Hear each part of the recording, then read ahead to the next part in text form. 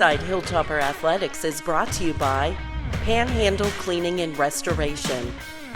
Here's your host, Lynn Ullum. Welcome to an early morning edition of Inside Hilltopper Athletics. Still here at Evansville, and that's a good thing as we embark on a national championship quest today. The Hilltopper basketball team right now is doing their pregame shoot-around, and we're taping here at about 9 a.m. So, Don, thanks for getting up nice and early. Well, it wasn't easy. It gets harder the older you get. But hey, it is Championship Saturday in Evansville, Indiana, and that's the first time I've ever been able to say that. Well, and it's been, we've talked about what a magical run it's been, and now it all comes together. This is the final, the day, for all the marbles, use any cliche that you want. But I'm just so thankful that this game is 2 o'clock Evansville time, because if I had to wait till like a 7 o'clock at night, I don't think I could take it. Oh my goodness, no. And again, this is the matchup that everybody wanted to see. It's the top 2 seeds in the tournament, 2 highest scoring teams in the country. So many similarities between the programs. I mean, and we'll get into that here in a couple minutes. But the excitement level here in the arena, I mean, it's 9 o'clock in the morning, and you can already feel it building. Yeah, it's eating breakfast today, and it's weird. This is just one of these glitches that they didn't think about.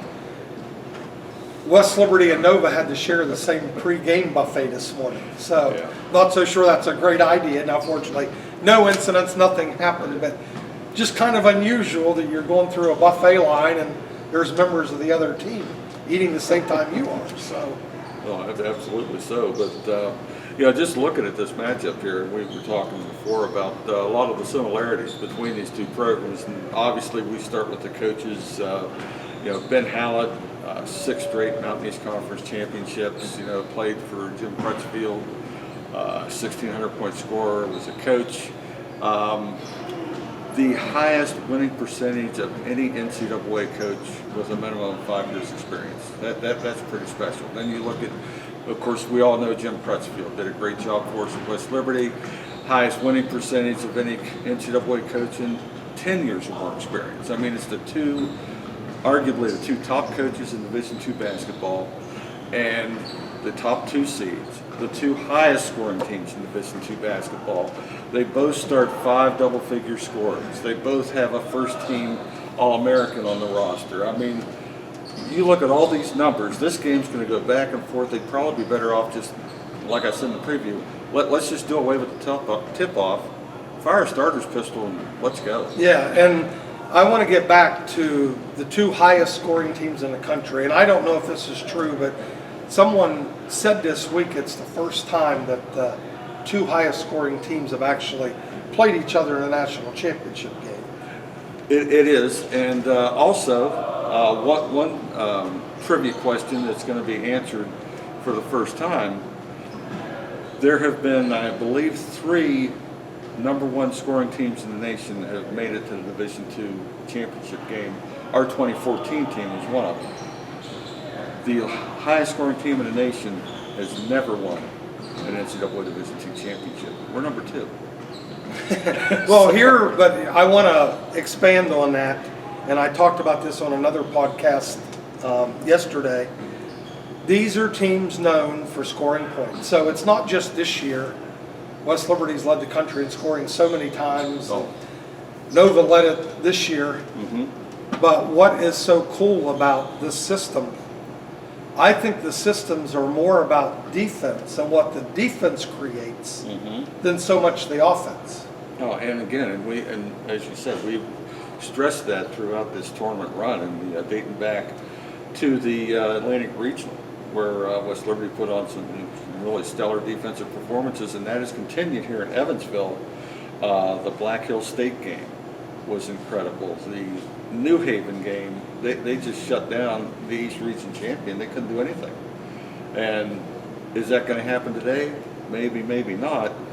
But if you take a team like Nova Southeastern, the whole concept of West Liberty's defense, like Coach Hallett says, make the other team uncomfortable. At this level, if you can make the other team just a little bit more uncomfortable, that's an edge. Right. And what makes this so interesting is Nova's thinking the same thing. Exactly. Can we make West Liberty a little bit more uncomfortable? And my son texted me today, and he is not a basketball junkie. Mm-hmm. He's one of these runners that's running 100 Yes. miles a week, and he was saying Coach Hallett, who played in the system, was an assistant coach in the system, now is a head coach in the system. Is it kind of like we're playing each other? And I said, great observation. Mm-hmm. And my thing is, it's like you're looking in a mirror. But you're looking in a mirror at my age when you just get out of bed and Yes. your eyes are all crusty and you can't see. Right. You're seeing the reflection back, but it's not totally picture perfect clear. Yes. Nova does some things different than us. We do things different than them. And Yes. as I'm going to keep with the theme that we've been talking about ever since the games back at Indiana, Pennsylvania, is which team can just influence enough to tilt that floor Mhm. that you get that edge. Because Yes. I don't think anybody's assuming there's going to be a blowout one way or another today. These are two great basketball teams. Absolutely. And fortunately, we get to see it in the national championship game. Yeah, and that's exactly what you want to see in a national championship game. And just a quick look back at Thursday's semifinals for both teams, and they, both of them got tested Thursday. We got off to that good start against Black Hill State. We're up 18 points in the second half. Then you get foul troubles, you get injuries. Black Hill State's a very good basketball team. It's a two-possession game coming down the stretch, but we made enough plays. We made free throws. We came out of there with a win. We did what we had to do. Nova Southeastern led most of the game against a very good Cal State San Bernardino team. But again, good teams make runs. San Bernardino came on strong down the stretch. Nova's up 89-87, 18 seconds to go. Made their free throws down the stretch. They came out 94-87, set this up. So again, we referenced the two teams, the similarities. They both have All-Americans. They both start 5 double-figure scorers. We'll take a look at West Liberty. We're familiar with the starters, same 5 starters. Bryce Butler, bloody nose the other night. He's fine today. He'll go. He'll start. 6'5" junior All-American, 22 points a game. Starting lineup for the Hilltoppers, we get Malik McKinney. Made some huge plays down the stretch against Black Hill State. Christian Montague, really steady, elite defender, 6'1" guard, 6'1" Steve Kennedy, kind of what you call the silent assassin. Every time you need a big shot, there's Steve. He's in the lane with a teardrop. He's dropping in a 3 from downtown. And 6'6" sophomore Ben Sarson just leads out of the building. 5 double-figure scorers. Now, you look at Nova Southeastern. Their first-team All-American, R.J. Sinahara, 2-time All-American. He averages 18.6 points a game, 5.2 rebounds a game. 6'5" kid, really works the boards. He can step out and shoot the 3, jack of all trades. Former Hilltopper Will Yoakum, all familiar with him. He's their leading scorer, about 20 points a game. He's gone over 2,000 for his career now, second-team All-American. Rounding out the starters, kid I really like for them is their little freshman point guard, the 5'9" kid. His name's Dallas Graziani. Only averages about 11 points a game. He's one of the top assist guys in the country, and he can drop 30 on you if you leave him alone. Rounding out the starters, they got a 6'9" sophomore, Jonathan Pierre, averages 15 points a game, and a 6'3" sophomore, Kobe Rogers, averages 13 points a game. I mean, this is a matchup. This is the kind of game that you want to see for a national championship. Right, and it is, you talk about those starting lineups and how similar, and they both are led by first-team All-Americans whose games are somewhat similar. Yes. Same impacts on the game.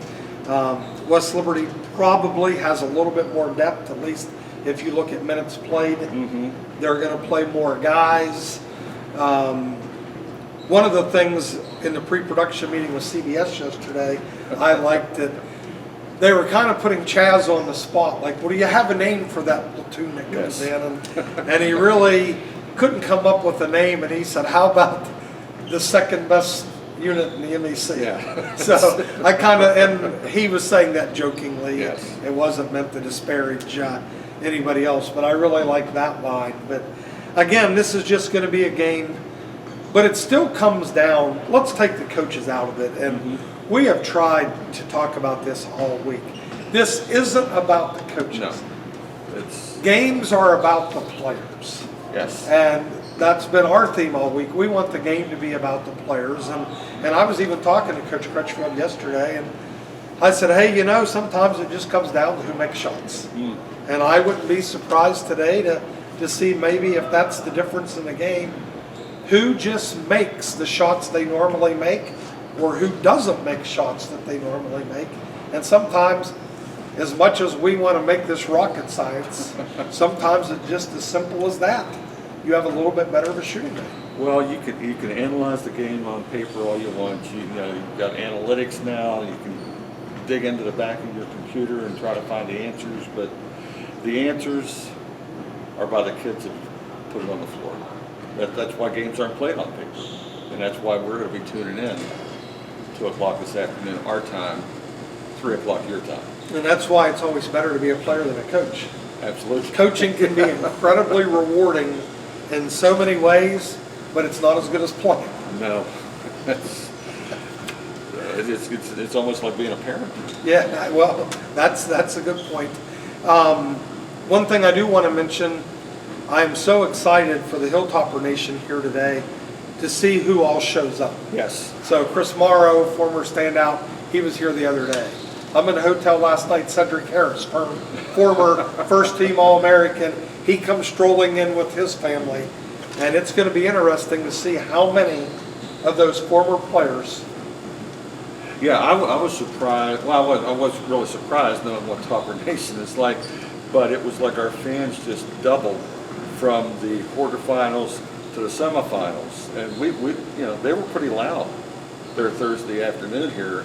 Would not be surprised to see that double again today. A lot of black and gold in the arena.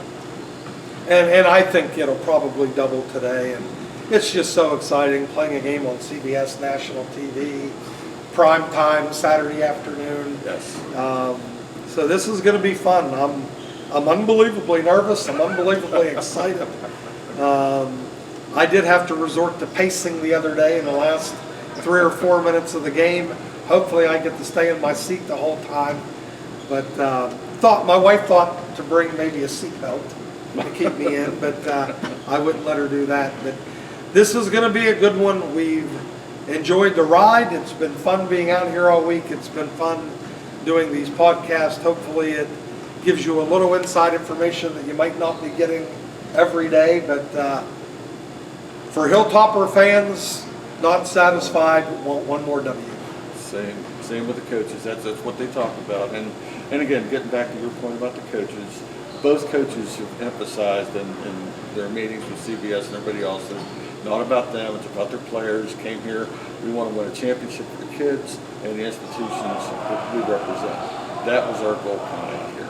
And right now, they're 40 minutes away from that goal. Right. So it's going to be a good one. Well, thanks for tuning in all week. We will follow up with another one sometime next week. Let's just hope it's one that we have all smiles. Absolutely. Go Toppers. The Panhandle Difference. Westbanco appreciates our more than 15-year relationship with Panhandle Cleaning and Restoration. They're a one-stop shop that handles all of our work, whether it's quick projects or whether it's a project that might involve multiple locations, multiple branch locations. We appreciate the relationship. Doesn't matter what we throw at them or how complex it is. They get it done quickly and they do a great job.